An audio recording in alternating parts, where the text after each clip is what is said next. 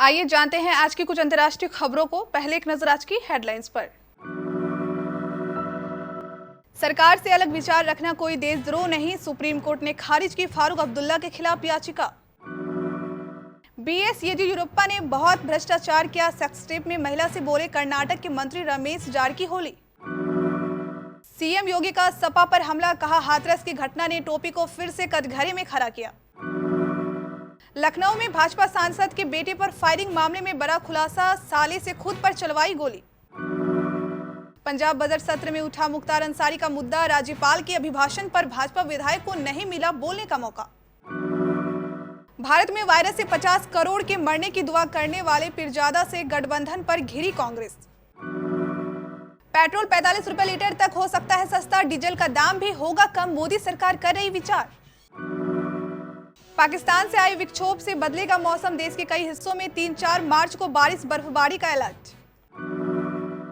अजय देवगन की कार रोकने वाले राजदीप सिंह को मिली जमानत, 15 मिनट तक एक्टर को फिल्म सिटी में जाने नहीं दिया था। भारत और इंग्लैंड के बीच 4th टेस्ट मैच की तैयारी को लेकर माइकल वॉन ने शेयर की यह फोटो, जमकर लताड़े गए। सुप्रीम कोर्ट ने बुधवार को जम्मू कश्मीर के पूर्व मुख्यमंत्री फारूक अब्दुल्ला के खिलाफ आर्टिकल 370 को लेकर उनकी टिप्पणी के लिए कार्रवाई की मांग वाली याचिका खारिज कर दी। देशद्रोह का मुकदमा चलाए जाने की मांग करने वाली याचिका पर सुप्रीम कोर्ट ने कहा कि सरकार से अलग विचार रखना कोई देशद्रोह नहीं है। न्यायमूर्ति संजय किशन कौल और हेमंत गुप्ता की पीठ ने यह फैसला दिया। फारूक अब्दुल्ला के खिलाफ याचिका पर विचार करने से इनकार करते हुए पीठ ने कहा कि सरकार की राय से अलग विचारों की अभिव्यक्ति को देशद्रोही नहीं कहा जा सकता है। पीठ ने याचिकाकर्ता पर 50,000 रुपए का जुर्माना भी लगाया है। सेक्स टेप केस में फंसने के बाद कर्नाटक के जल संसाधन मंत्री रमेश जारकीहोली ने इस्तीफा दे दिया है। सेक्स टेप के सामने आने से मुख्यमंत्री बीएस येदियुरप्पा और भारतीय जनता पार्टी को भी असहज स्थिति का सामना करना पड़ रहा है। इस टेप में मंत्री महिला से यह भी कहते हुए सुने जा सकते हैं कि येदियुरप्पा ने बहुत ज्यादा भ्रष्टाचार किया है। वहीं वह कांग्रेस नेता और पूर्व सीएम सिद्धार्थ मैया की तारीफ भी करते हैं। मीडिया रिपोर्ट्स के मुताबिक जारकीहोली इस टेप में महिला से कहते हैं कि कांग्रेस के नेता सिद्धार्थ मैया अच्छे थे, मुख्यमंत्री बीएस येदियुरप्पा ने बहुत ज्यादा भ्रष्टाचार किया है।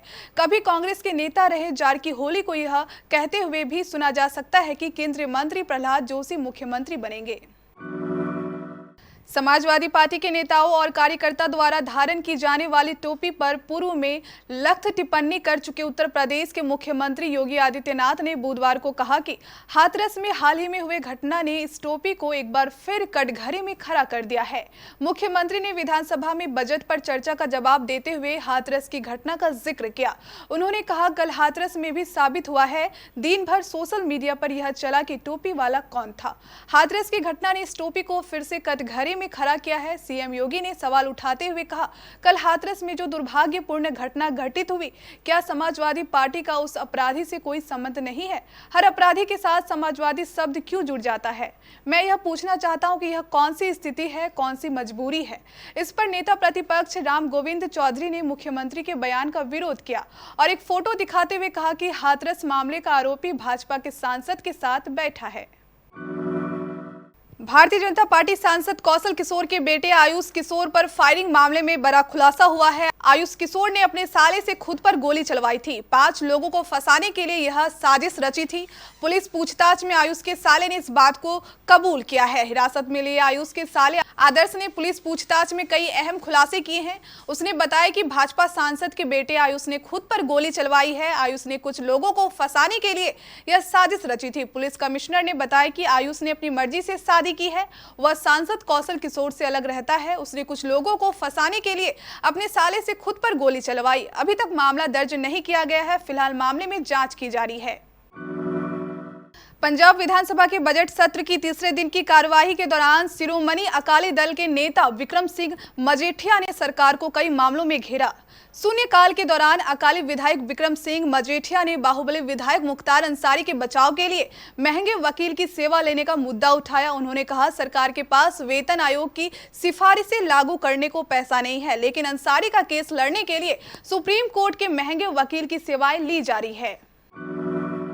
पश्चिम बंगाल में इंडियन सेकुलर फ्रंट से गठबंधन करने पर कांग्रेस घिरती दिख रही है। पार्टी के ही सीनियर नेता आनंद शर्मा की ओर से सवाल उठाए जाने के बाद अब इंडियन सेकुलर फ्रंट के नेता फिरजादा अब्बास सिद्दीकी के कई विवादित बयान वायरल हो रहे हैं, जिन पर जवाब देना कांग्रेस के लिए मुश्किल साबित हो रहा है। पिछले साल एक बयान में अब्बास सिद्दीकी ने कहा था, अल्लाह भारत में एक ऐसा वायरस भेज दे जहां 10, 20 या फिर 50 करोड़ भारतीयों को खत्म कर दे।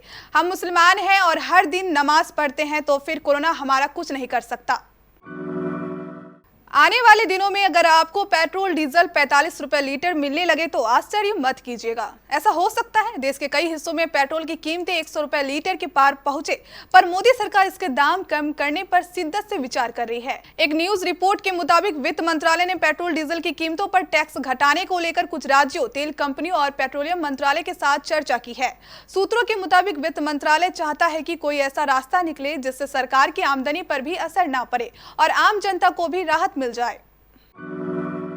देश के अधिकतर हिस्सों में फिलहाल तापमान में तेजी आई है। सुबह और शाम की हल्की सर्दी के अलावा पूरे दिन उत्तर भारत समेत देश के कई राज्यों में तापमान में बढ़ोतरी देखी जा रही है। हालांकि कहीं पर गर्मी है तो कहीं ठंड का भी असर है। इस बीच मौसम विभाग ने जानकारी दी है, अगले 3 से 4 दिनों तक देश के कई हिस्सों में बारिश और बर्फबारी हो सकती है। इसकी वजह से दिल्ली से लेकर पंजाब, गुजरात और मध्य प्रदेश तक तापमान में थोड़ी गिरावट आ सकती है। भारतीय मौसम विज्ञान विभाग ने अपने आधिकारिक ट्विटर हैंडल पर जानकारी दी है कि उत्तरी पाकिस्तान के ऊपर एक ताजा पश्चिमी विक्षोभ पैदा हुआ है। इसका असर भारत के कुछ हिस्सों पर देखने को मिलेगा। वही फिल्म सिटी के गेट पर मंगलवार को राजदीप ने अजय की कार रोक दी थी। अजय सुबह 10:30 के आसपास गंगूबाई काठियावाड़ी फिल्म की शूटिंग के लिए जा रहे थे। राजदीप अपने आप को किसान आंदोलन का समर्थक बता रहा था। उसने अजय से सवाल किया कि वह किसान आंदोलन के समर्थन में क्यों नहीं कुछ बोल रहे हैं। आरोपी ने तकरीबन 15 मिनट तक एक्टर की कार रोके रखी थी। वह उनसे किसानों के समर्थन में ट्वीट करने की मांग कर रहा था। अजय के बॉडीगार्ड प्रदीप इंद्रसेन गौतम ने 28 साल के राजदीप के खिलाफ शिकायत दर्ज करवाई थी, जिसके बाद डिंडोसी पुलिस ने आरोपी को गिरफ्तार कर लिया था। पुलिस के मुताबिक आरोपी युवक पंजाब का रहने वाला है। भारत और इंग्लैंड के बीच जारी 4 टेस्ट मैचों की सीरीज का तीसरा टेस्ट महज 2 दिन में खत्म हो गया था। अहमदाबाद के नरेंद्र मोदी क्रिकेट स्टेडियम पर खेले गए इस मैच के बाद से ही पिच को लेकर काफी बहस छिड़ी हुई है। एक और जहां कुछ दिग्गजों ने इसे टेस्ट क्रिकेट के लिहाज से खराब पिच करार दिया, तो कुछ ने इसका सपोर्ट भी किया है। वेस्टइंडीज के पूर्व कप्तान विव रिचर्ड्स जैसे दिग्गज खिलाड़ी ने तो यहां तक कह डाला कि भारत को चौथे टेस्ट में भी ऐसे ही पिच तैयार करनी चाहिए। तीसरे टेस्ट मैच के बाद से ही इंग्लैंड के पूर्व कप्तान माइकल वॉन पिच को लेकर रोना धोना मचाए हुए हैं। सोशल मीडिया के जरिए वह पिच को लेकर उल्टी सीधी पोस्ट शेयर करते रहे हैं।